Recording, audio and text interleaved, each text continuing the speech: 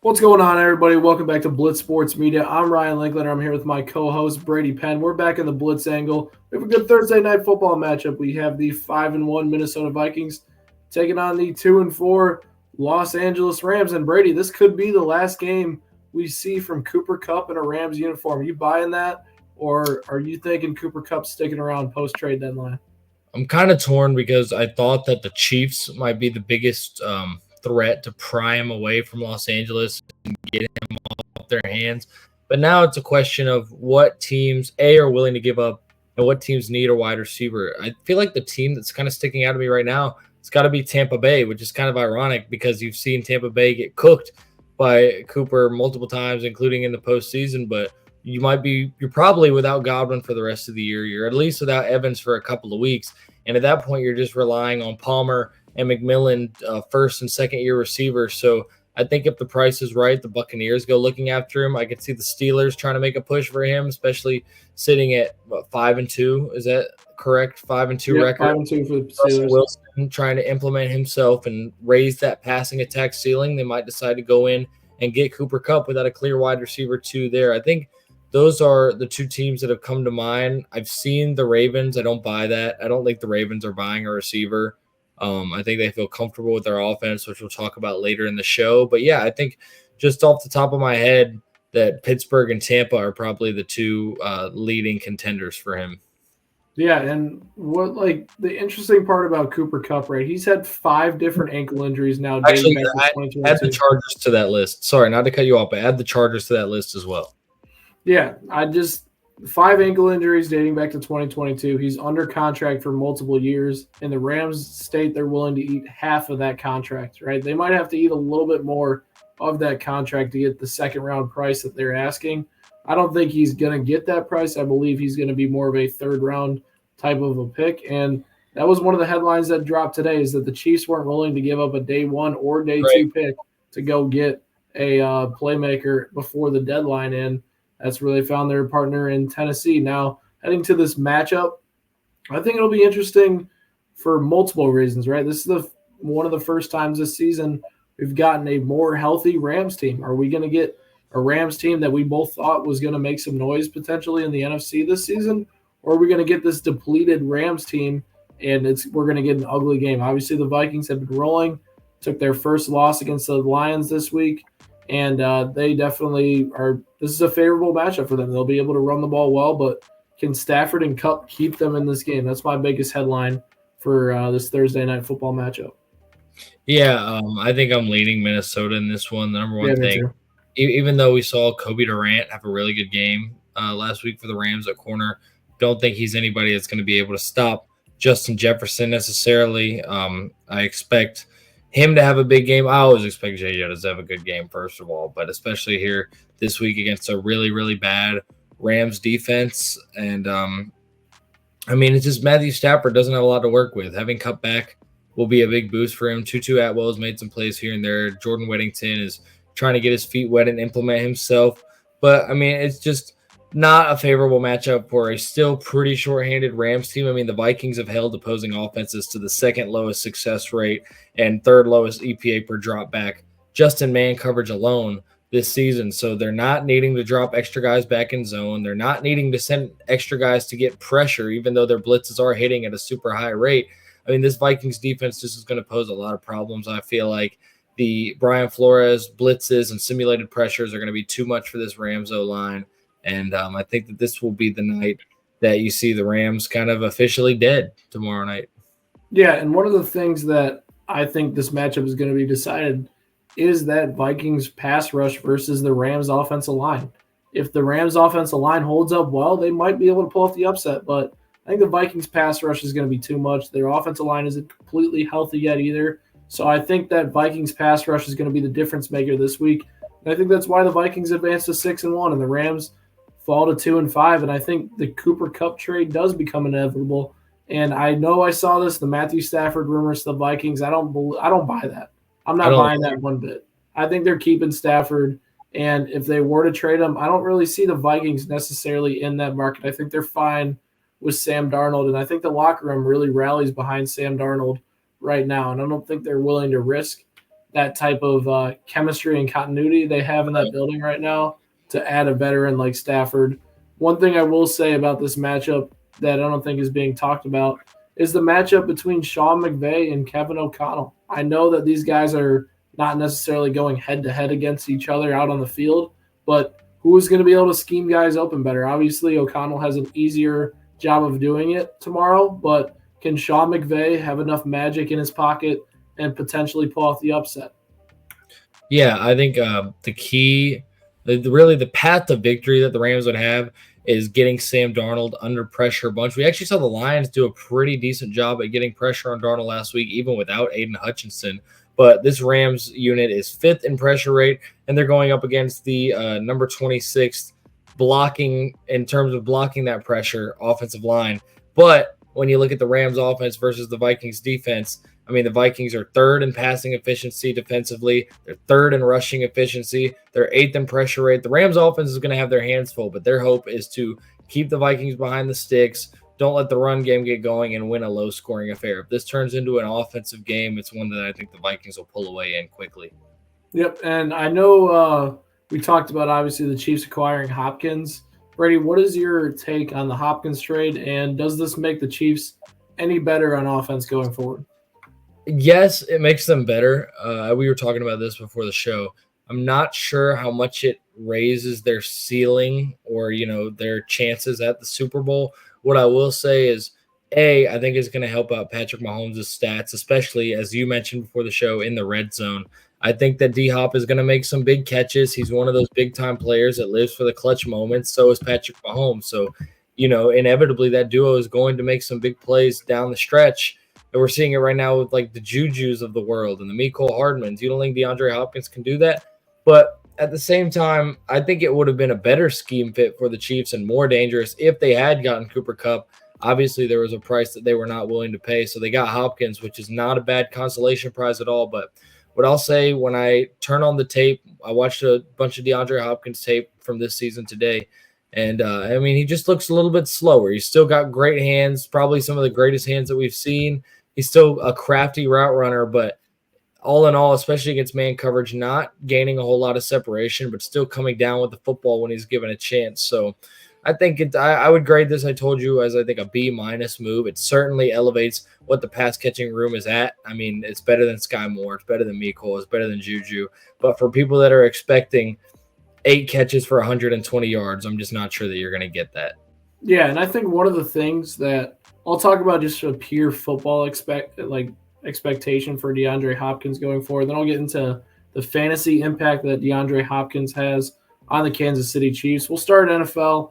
DeAndre Hopkins is not the same player he once was, right? I think that's very clear at this point right now. He currently has a 91st win rate against man coverage and kind of is just lacking in a lot of explosive stats. He ranks 50th in EPA among receivers. Not bad, just not really great anymore at this rate in his career. And we were looking at this before we hopped on the show, and he actually was second rated win rate against man 2 seasons ago. So the regression's there. It is a real thing. We talked about the red zone. The red zone's a big part in the passing game the Chiefs haven't figured out. Like they've moved the ball well this season. That's been true.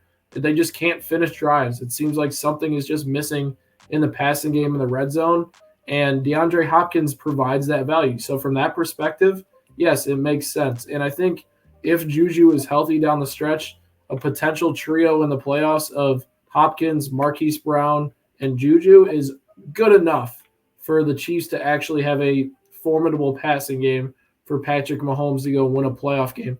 One of the underlying stats that I actually just noticed is Hopkins this season has a 58.3% win rate against zone coverage right now, which I don't know where that ranks, but when the Chiefs see zone more than almost any team in the NFL right now, that is where Hopkins is going to excel, and a veteran guy like that is going to pretty much fill in seamlessly with Patrick Mahomes being able to create plays for their receivers at all times. So I think from that perspective, it's a good move. Like, they couldn't have been much worse at receiver. They were rolling out Sky Moore, Justin Watson, and Mecole Hardman in trip sets last week against the 49ers. And I mean, anytime you play Sky Moore 50% of snaps, you're in for a tough tough game. Like it's going to be a rough game for the Chiefs from a fantasy football perspective. That's a second round pick, buddy. That's that just bust.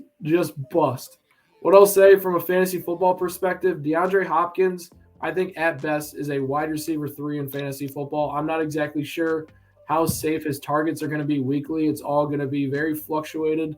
And this does drop Juju Smith-Schuster down a little bit in terms of fantasy football. Very unfortunate because, he had that big week, got hurt, and now we're not going to see him on the field for a little bit, and they added another receiver. So not too great for Juju. I think Hopkins fills in that wide receiver 3. And if anything, this helps Travis Kelce. There's another weapon on the offense, and I think it makes it – obviously defenses are going to guard Travis Kelce more than anybody else in this offense, but it makes it easier for Travis Kelce to find holes in defense when there's another decent name receiver in that offense. And it helps Patrick Mahomes. Mahomes has been horrible in fantasy. I told people to drop him this week, and it helps him slightly going forward. Yeah, in terms of Mahomes, not even just fantasy, I'm wondering if D-Hop will change the fact. If Mahomes is still Mahomes. Like, I make no ifs, ands, or buts about it. I know some people think I just, hate this guy or something. But it is interesting. Like, it's worth noting statistically, obviously we know the drop-off, but he hasn't had a 3-touchdown game. I think it's been twice in his last, 20-something games that he's had 3 touchdowns. So I think that D-Hop will help kind of elevate the ceiling in that regard. And like I said, if nothing else, I think D-Hop is going to help the stat sheet for Patrick Mahomes. We know Mahomes can get it done with anybody, and he can get it done in a variety of ways. But I think that this could help I think this could help the style points. Yeah, one of the things that I saw interesting today, I saw a stat where Mahomes is actually leading the NFL in QBR in the fourth quarter, which is just crazy to think about right now, considering how bad he's been this season. Let's talk about a guy who's been great, Lamar Jackson. You wrote a piece on this today for us. Brady, what is going right with the Ravens offense right now? Well, obviously, you add Derrick Henry. That's going to add a new element to your offense. But Lamar as a passer is far better than we've ever seen. I know he was the MVP last year. I have my own thoughts about whether or not he truly was the most valuable player in the league. 2019 was a very rushing dominant season, and then we've had some other seasons with injuries for Lamar. But this year, he legit he has a viable argument for being the best quarterback all around in the NFL this season. And just some of the numbers that stuck out to me. So first off, Lamar's P2S, which if you guys aren't familiar, is your pressure to sack percentage. It kind of helps evaluate how many, kind of shows quarterback sacks being a quarterback stat. It's how many times that you're pressured and it gets converted into a sack. Lamar's is a career low 11% right now. P2S. He's avoiding sacks, and a big reason of that is he's getting the ball out quicker than he ever has in his career. He has a career best in time to throw, and then against the blitz, he has been masterful. Dude has a 0.64 EPA per dropback against the blitz alone, and has been really, really good. I think a 119 passer rating on throws 20 or more yards down the field. So Lamar has unlocked something in his game, and shout out to Todd Monken, because if you look, Lamar has the greatest separation rate he's had in his career from his wide receivers, and he has the lowest percentage of tight window throws so far in his career. Monken is scheming guys open, and he's kind of turned Rashad Bateman into a good receiver finally this year. Bateman has been playing really well. We saw him catch a deep bomb the other night. Obviously, Zay Flowers is a threat, and then the 2 tight end sets are pretty OP for the Ravens as well, with Likely and Mark Andrews, who's starting to pick it up a little bit more. I know you weren't a big fan of Mark at the beginning of the year, but he's starting to get more production these last 3 weeks or so. And then, of course, Derrick Henry, who's on pace for 2,000-plus yards. I was watching the tape of Tampa and Baltimore last night, and just the threats that Henry and Lamar both pose together in the backfield keeps defenses guessing and keeps them unsure of what to do. There was a play in that Buccaneers game. It was a simple read option. Henry was lined up to Lamar's right. So Lamar goes, he's handing the ball off. All the Ravens linemen are doing, it was hat on a hat. It was left tackle on DN, left guard on nose. The center climbed up to the linebacker. There was a single linebacker. And then the guy on the right edge was Antoine Winfield, the safety. Winfield is supposed to be the guy that crashes down on Derrick Henry when he tries to cut back, because he's going to cut back to the right side. But instead, he's so worried about Lamar Jackson that he tracks Lamar's outside hip, keeps that outside contained and the outside edge as to not let Lamar get free. And it opened up a crease for like a 40-yard Derrick Henry run. So I think that the two of these guys might be one of the most complementary running back quarterback duos that we've seen in the last decade, just based off their play styles. And Ravens offense is just extremely dangerous. And it's almost like the Ravens traded a bit of that defensive dominance from last year for more offensive output this year. No, it's not exactly how it works, but that's just what it feels like. Their defense is taking a little step back. Their offense is taking a big step forward. And I fully expect, I told you this before the show, we're hopefully, fingers crossed, we're in for another Chiefs-Ravens AFC Championship game. I know the Chiefs always seem to draw these guys from the AFC North, whether it's the Bengals or the Ravens. But, I mean, I think that all football fans would love to see another Mahomes-Lamar showdown in the postseason. Yeah, and I think one of the things that not many people have given enough success to is Todd Monken. Todd Monken's been great this year. Their receivers I think they're leading the league in like just open and incompletions. I think they have the most separation among the NFL in Lamar's completed passes. So they've been scheming things up well, and obviously it's pretty easy when you have Derrick Henry and Lamar Jackson as a rushing threat. And what I think is fascinating about this team down the stretch is that their offense has been great now for 5 straight weeks. They had the 2 duds to start the season. Is this a type of team, right, that rides the highs really high and then rides the lows really low? Do you think there could be a big fluctuation between this team depending on if that running game stalls out early, they're forced to completely abandon it? Like, that's been the biggest problem with the Ravens, is that if they get away from the run where it's not working early and they're forced to pass the rest of the game, they get caught in trouble. Do you think we could see like fluctuations between this Ravens offense, or do you think they're going to be consistently – they're not going to be this good the rest of the season, but do you think they can be consistently a top 3 offense output the rest of the season? Well, I think it's to be seen, but I think that they showed a lot for multiple different reasons in that game on Monday night. A, you're on the road.